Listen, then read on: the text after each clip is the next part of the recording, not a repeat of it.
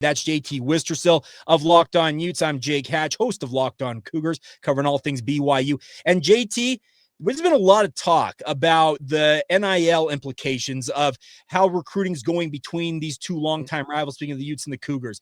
You just talked about the fact you believe that losing 3 straight is a bigger deal for Utah recruiting-wise than it would be for the Kyle Whittingham potentially stepping aside and this being his final rivalry game.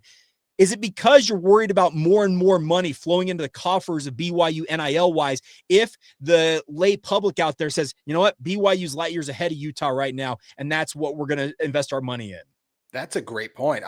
Jake, let's just be real. BYU clearly has better NIL funds than Utah. Like, that is evident right now. The recruits they are landing. I'd even say some of the players in the transfer portal, right? Like, if you're Utah, you already are losing the NIL battle. Do you want to continue to lose the on-the-field battle? Sure, you barely lost the one last year, but to lose, it doesn't matter how you lose this one. It would be 3 in a row. So now you're even that when you offer like, hey, you have a chance to compete for conference championships. That's what Utah could always offer these guys, right? Over a BYU at a time. Well, that went out the window last year. And if you lose to them again, with BYU, it's likely that I can get a better NIL deal than a Utah can, because we've just seen, as we said, like Utah didn't land anyone close to AJ Dumbonsa on the hardwood. And football-wise, BYU's landed some very talented players as well. Ryder Lyons coming in a couple of years, right? That quarterback product. So you're already losing the NIL battle. Now you're going to lose I have a better chance to win if I go over there too. Sure, maybe I could play at Utah sooner, and Utah's development is still fantastic, but what Jay Hill has brought over to BYU, right? Their player development has taken a huge leap forward. So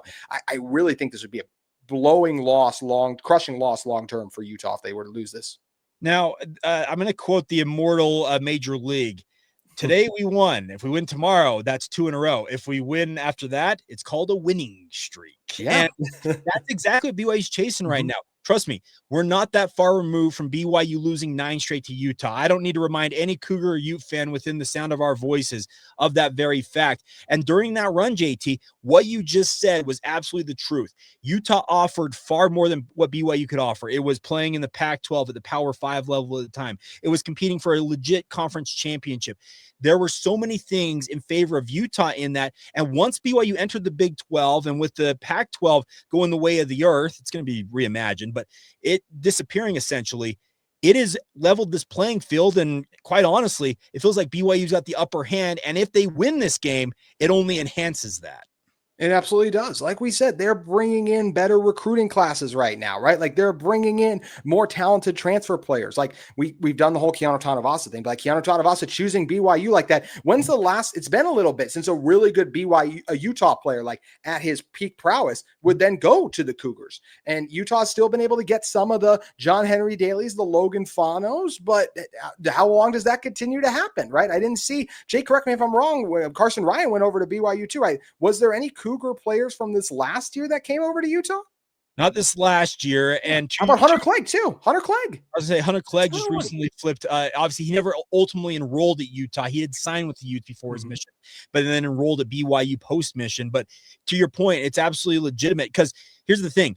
There are going to be people screaming, well, John Henry Daly. Okay, when John Henry Daly left BYU, you had no idea what he was ultimately going to emerge as at Utah. He's become a phenomenal football player. Trust me, you and I called his high school games, and for my money, he's the best defensive end prospect this side of Hunter Clegg that has come out of this state in recent memory. Absolutely legitimate talent, but the question was, when he left BYU, is he really going to see get to that level that we all expect him to get to? To his credit, he's done it at Utah. But to your point, Keanu Tanavasa, he was at the peak of his powers playing for Utah. Injuries had marred some of that, and he transferred at the peak of his powers. That's the big difference here. Carson Ryan, he's become everything BYU wanted it in their tight ends that they've literally been pining after for 4 or 5 years now. So you're right. It's an interesting dynamic that while there may be some underproven talents who may move one way in this rivalry right now, more proven talents are moving the other. Yeah, and that's where it's concerning for Utah. And that's where you need to continue to do everything in your power to find the Smith Snowdens, to find the Spencer Fano. The recruiting and development is still there for Utah. We just mentioned John Henry Daly. Most Utah fans, a lot of you did, but a lot, you also had no idea who he was last year because he was a rotational guy and he barely did anything. The fact that he has now sprung onto the scene the way he has is a huge credit to Utah's player development and the ability they've done to help guys reach their full potential. That's what Utah still has to continue to cling to, because it's concerning that BYU is starting to land some of those higher level players. And it's no secret last year, Jake, like, tell me, like, for Utah, like, losing Cameron Calhoun's another one. Like, said he was going to stay at Utah, and then he goes. Like, did BYU lose any? The only one's the receiver, right? Who went to Miami. That's the only one, right? And Miami's another NIL beast. Yeah, Keelan Marion ultimately came down to he wanted more money than BYU was willing to pay him, so he runs to Miami. Good for him. Harrison Taggart also was the other big name I think you would consider. He was a starting middle linebacker for BYU last year. Cialia Sarah's filled in very nicely in that spot, but he was also chasing the bag. And BYU said, you know what? We've got Cialia Sarah. Go find your bag elsewhere. And he's now at Cal. And to their credit, they found the money. But to your point, JT, that's the concern Utah and BYU to a lesser degree, you've got to be concerned about in this era of college football is your top talent. While they may be loyal to your program for right now, doesn't mean that tomorrow that there's not a number out there that they get offered and they're like, hey, thank you, but I'm going over here. And Devin Dampier is a guy I've already talked about being slightly concerned coming into the year. If he has the type of year I said he would, I said at one point he'd be a top 10 Heisman finalist. I don't think he's out of the running for that yet, but it would still take a lot to get there. He's not out of the running. He's not. He's got time to get back in it. How many times we've seen quarterbacks have bad performances and work their way back up? He was pretty good last week, right? And also, Jake, the Heisman race is a mess right now. Who's even the favorite? It is a mess, but does he have the passing stats that are going to get him anywhere near that podium?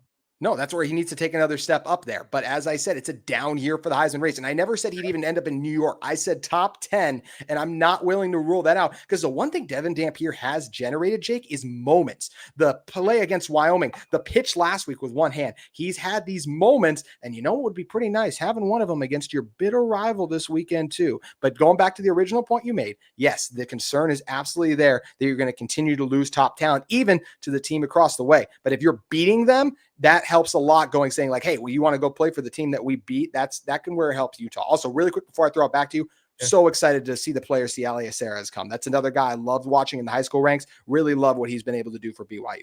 Well, he only had a career high 16 tackles last week and 74 snaps because Jack Kelly was unavailable last week. And people were rightfully upset and concerned that Jack Kelly was unavailable against Arizona. And they easily needed him in that game. There's no doubt. Noah Fafita, that kid is absolute dynamite. And his ability to move in the pocket is exactly what Devin Dampier is going to be able to do against BYU if they cannot contain him.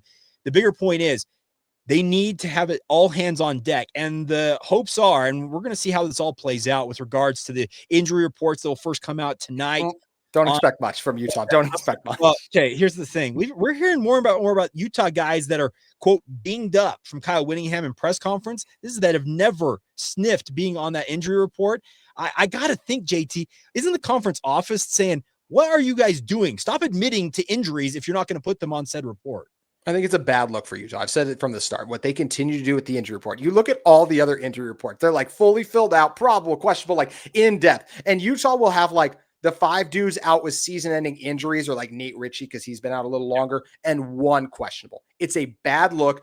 Devin Dampier, watch Devin Dampier against Arizona State. Watch him against Texas Tech. Of course, Tech's a better defense. That's clearly a different player out there. He was clearly injured going into that Tech game. You cannot convince me there was 1,000% chance certainty he was going to play. Devin Dampier absolutely fit under the definition of probable. He should have been listed as such. And based on what he's talking about going into this week, Sean Parker is a guy who should probably be listed as probable. And some of those, even the defensive tackles, a Jackson Benny, I'm surprised they weren't on the injury report. Although I shouldn't be surprised because this is Kyle Whittingham. He said he'd be willing to do injury reports, and he's dragging his foot like the kid who's like, fine, mom, since you made me do it, I will.